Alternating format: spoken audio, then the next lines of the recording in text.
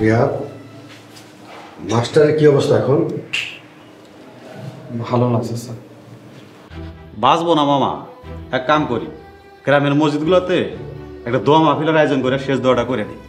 কি করবেন, আমার একটা দায়িত্ব আছে না? আরে পুরানো খবর শুনে মনটা খুব খারাপ হয়ে গেল।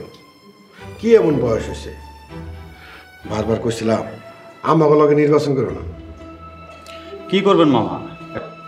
মামা কথায় আছে না, পিপিলিকার পাখা গজা মরিবার তরে, এরম অবস্থা হয়েছে আর কি। অকারণে কারো পাখা গজানোই ঠিক না, বেশি উঠলেই প্রবলেম। আশা করি স্যার খুব দ্রুতই সুস্থ হয়ে চেয়ারম্যানের চেয়ারে বসবে। কেমনে? মরা মানুষ জিন ধর কোনো ওষুধ আছে? আর মতিন মেম্বার যেরকম কুত্তায় হয়েছে, এ তো মরা মানুষকে খেয়ে ফেলবো।